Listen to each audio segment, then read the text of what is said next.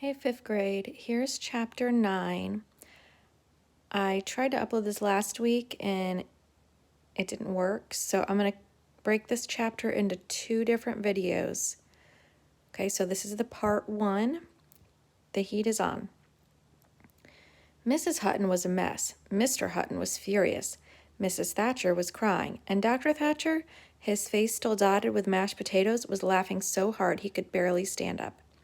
People always laugh about this kind of thing after they get done being upset, he told Jeremy. Later, the Huttons will be telling this story for years. I figure, why wait? If I'm going to be amused later, I might as well be amused right now. As none of the other adults seemed to share Dr. Thatcher's philosophy, the evening came to an early, uneasy end, a premature death, as Dr. Thatcher phrased it. Even though no one blamed Jeremy for the trouble, he spent the rest of the night wallowing in guilt. Things didn't improve the next morning when Mary Lou caught him on the way to school. He had too many other things on his mind to try to escape her, so she walked all the way to school with him. The fact that she didn't try to kiss him didn't stop Howard and Freddie from making loud, sloppy, smacking sounds as soon as Jeremy and Mary Lou entered the building. While Jeremy was trying to decide whether taking a pop at one of them was worth getting beat up for, the principal walked up and said, "I want to see the 2 of you in my office." Jeremy's stomach began to squirm so violently that he felt as though he had swallowed something that was still alive. What now? He wondered miserably as they followed Mr. Martinez. "You first, Mr. Thatcher," said the principal. He gestured for Jeremy to take a seat inside, then sat down behind his own desk. Folding his hands in front of him, he said, "Are you having trouble in art class?" To Jeremy's surprise, the man's voice was mild, almost friendly. Even more surprising was the effect this question had on Jeremy's emotions. He felt as if Mr. Martinez had unlocked something hidden deep inside him. A flood of anger and sorrow raged through his body, and tears pricked at the corners of his eyes. He knew if he tried to talk, he would break down and sob. The storm of emotion disturbed Tiamat. At the back of his head, he could see her stirring from her slumber. Mr. Martinez stared at him. "I said, are you having trouble in art class?"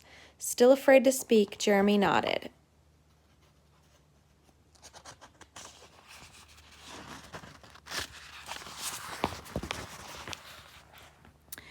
Mr. Martinez looked away. "Not every teacher is right for every student," he said at last.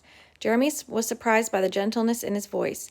Mr. Martinez straightened his tie. "If you have another day when you just can't cope with art, why don't you come down here for a little while?" Jeremy tried to answer but couldn't get the words past the lump in his throat. "Do you understand me?" asked the principal. His voice had a harder edge now. "If you can't cope, you can come here, but don't just take off. I can't let you do that." Jeremy nodded numbly. Mr. Martinez escorted him out of the office, then gestured to Mary Lou. "Did he yell at you?" she whispered. As she walked past Jeremy, her eyes were wide.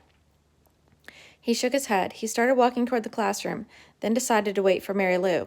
When she came out, they walked back to the room together. "He didn't yell at me either," said Mary Lou, sounding relieved. Specimen rolled his eyes when he saw the 2 of them enter. Jeremy wanted to explain, but he still didn't trust himself to say anything. A large chunk of emotion seemed to have lodged in his throat, and he wasn't sure he could get any words past it without cutting the emotion loose too. Since he wasn't interested in spending the next several minutes crying in front of the entire class, he remained silent. During recess, he didn't join the baseball game as he normally would have.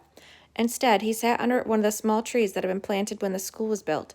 He was scratching a picture in the dirt with a stick when he noticed a strange shadow in front of him. Looking up, he saw Tiamat circling overhead. Her red wings looked like streamers of blood in the afternoon sunshine.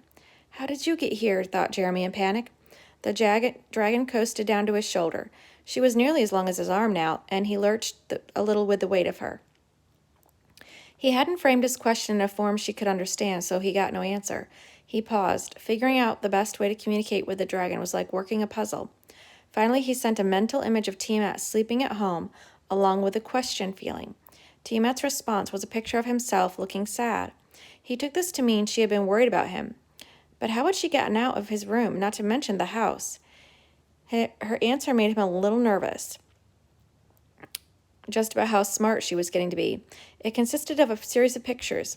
In the first, she flew up to the ceiling and began puffing at the smoke detector mounted above his door. The second showed Jeremy's father rushing into the room looking worried.